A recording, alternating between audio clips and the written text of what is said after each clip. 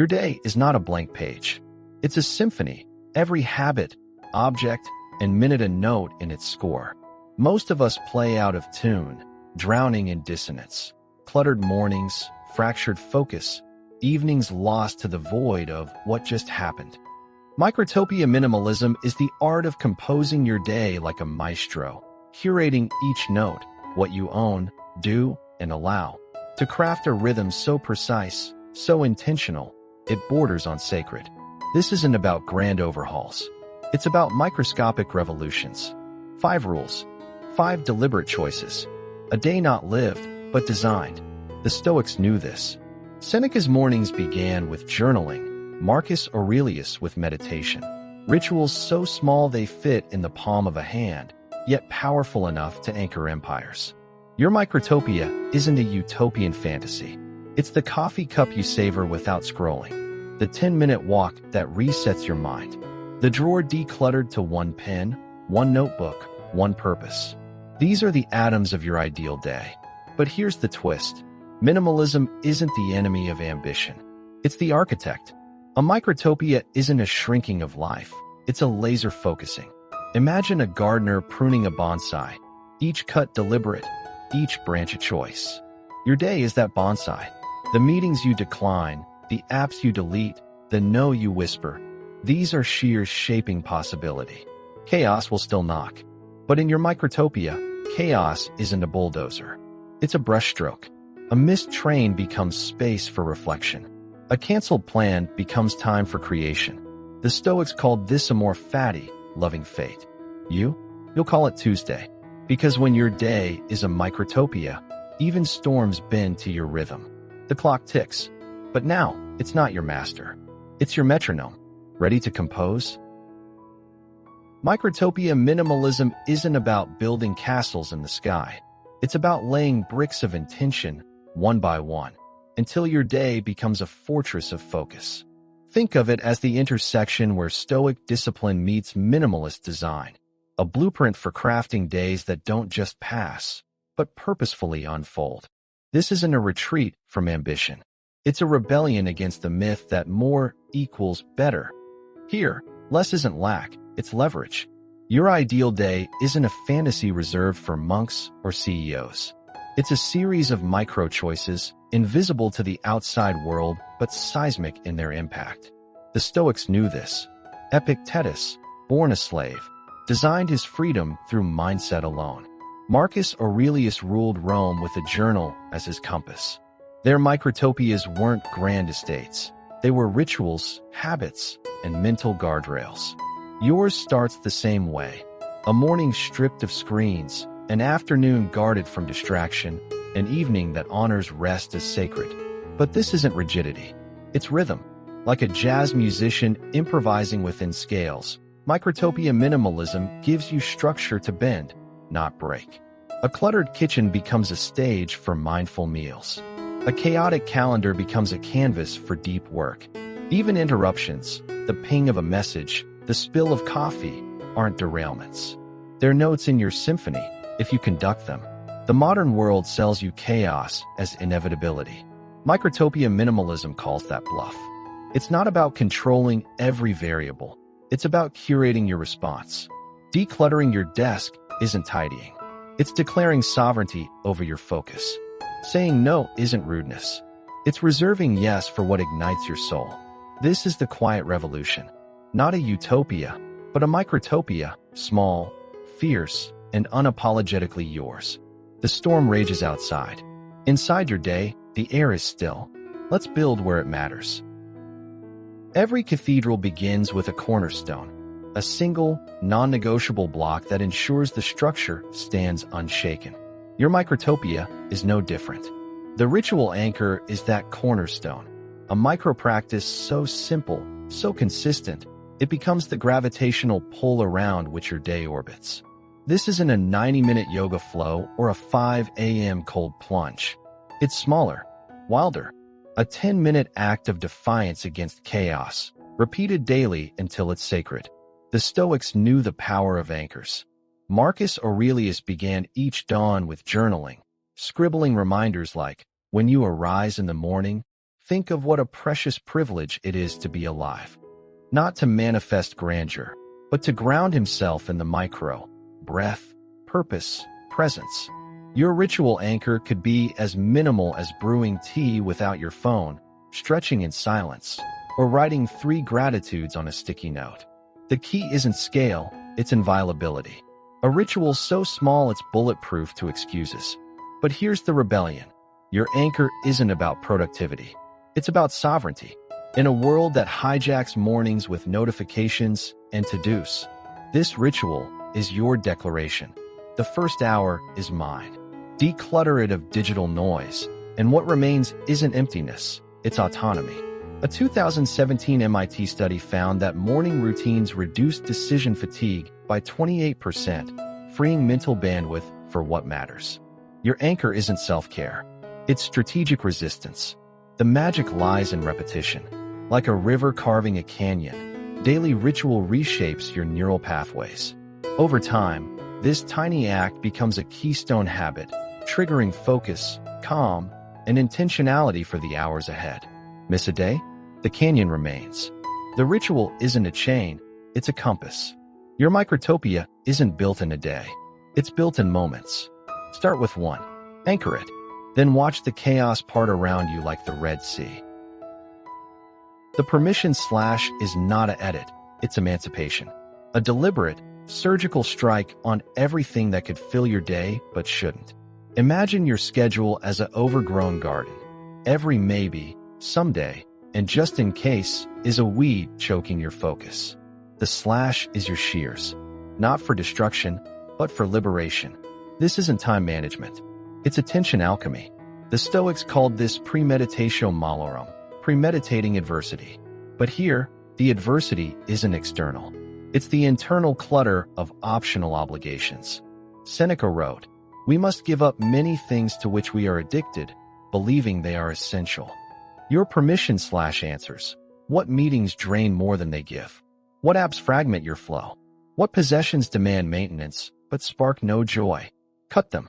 Not with guilt, but with the precision of a philosopher king reclaiming their throne. But the slash isn't just subtraction. It's creation through negation.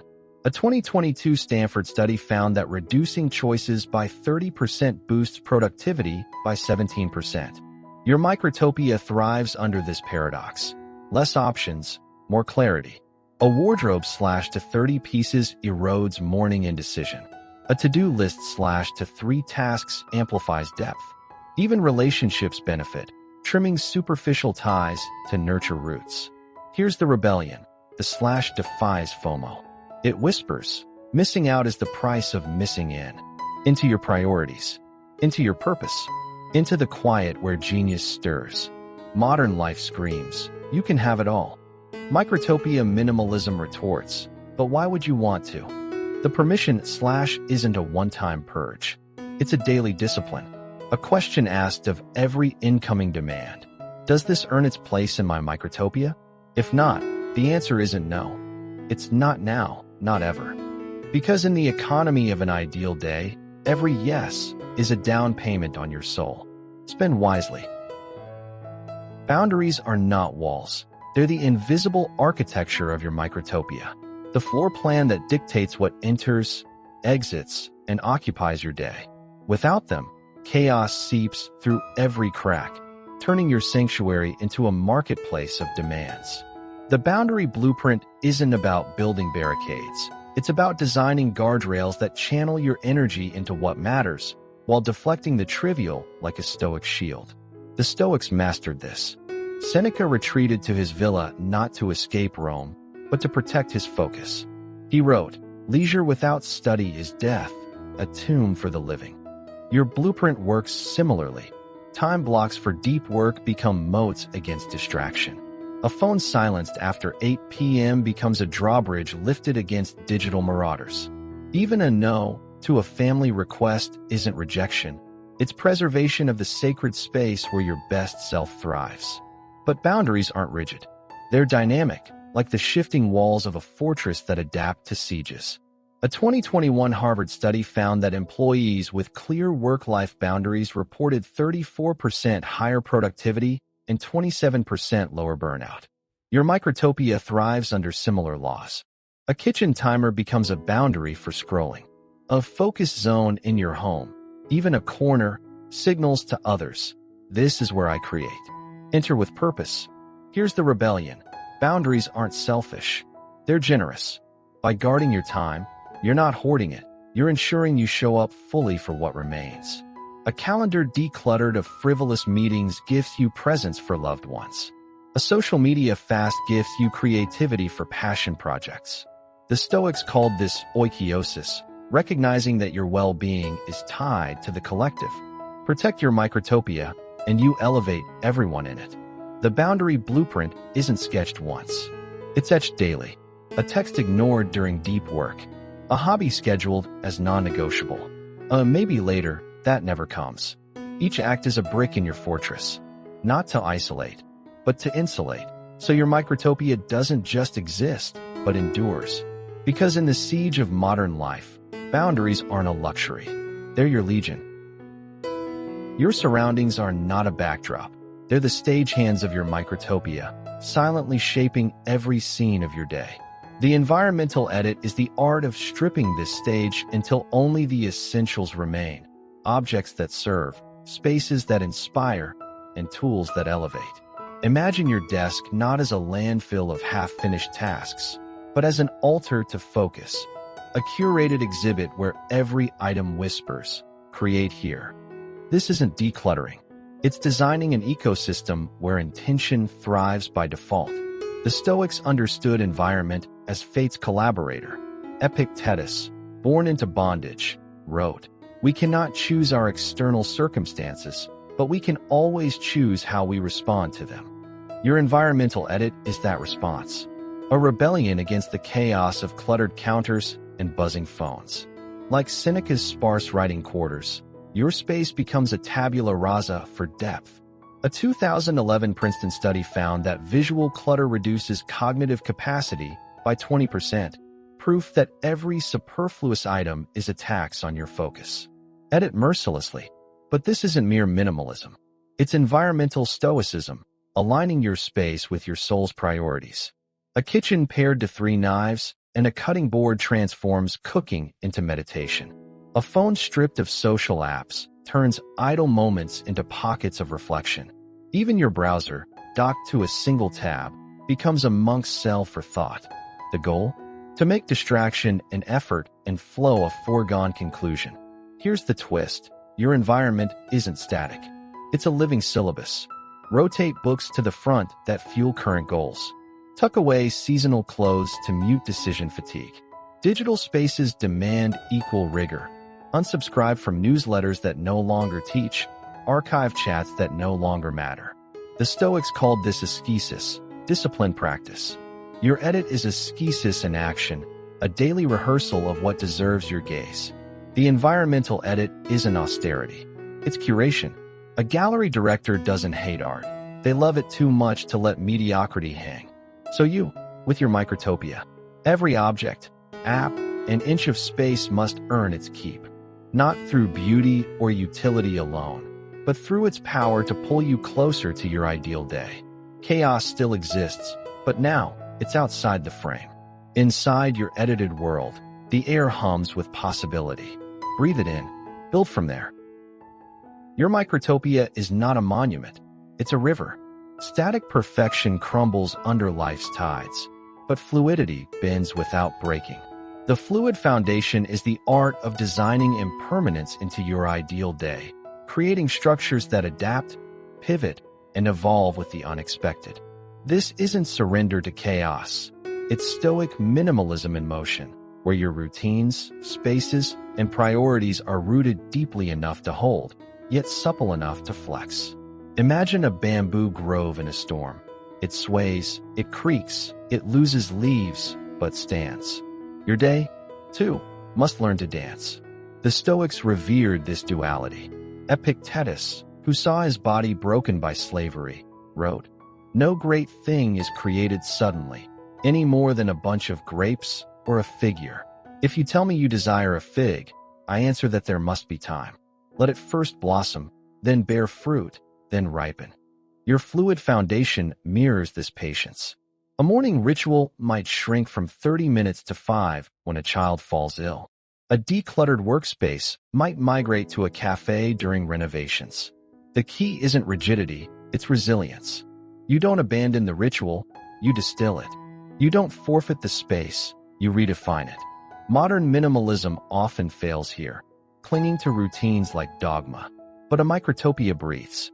A 2023 UC Berkeley study found that individuals who embraced adaptive routines, flexible yet consistent habits, reported 23% less stress during disruptions. Your fluid foundation operates similarly. A work block might fracture into micro-sessions when emergencies strike, yet still guard depth. A capsule wardrobe might temporarily expand for a hiking trip, yet return to 30 items without guilt. Even digital minimalism flexes, archiving apps during crunch times, then restoring them when focus allows. Here's the rebellion. Fluidity isn't a flaw. It's fidelity to your purpose. The Stoics called this eudaimonia, flourishing not by controlling externals, but by mastering your response. When a flat tire derails your schedule, you don't rage. You recalibrate. What can this moment hold? A waiting room becomes a pocket for journaling. A delayed flight becomes space to read.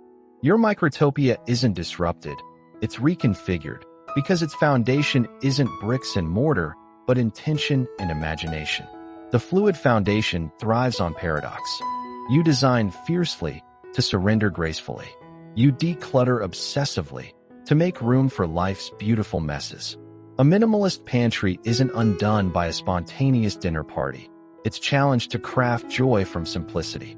A Stoic mindset isn't shaken by setbacks, it's sharpened by them. This is the final rule because it's the ultimate test. Can your ideal day withstand reality? With a fluid foundation, the answer isn't yes. It's watch me. Your ideal day is not a distant utopia. It's a living, breathing microtopia, sculpted one intentional choice at a time. These 5 rules are not commandments carved in stone, but tools forged in the fires of Stoic wisdom and minimalist rigor. They ask you to see time not as an enemy to conquer, but as clay to mold. To view possessions not as trophies, but as collaborators. To treat chaos not as a foe, but as a dance partner. This is the paradox of Microtopia minimalism. By designing less, you create more. More focus, more peace, more space for what ignites your soul. The Stoics knew that life's beauty lies in its impermanence. Seasons change, storms arrive, plans unravel, but a microtopia built on ritual anchors, permission slashes, boundary blueprints, environmental edits, and fluid foundations doesn't crumble, it adapts. It thrives.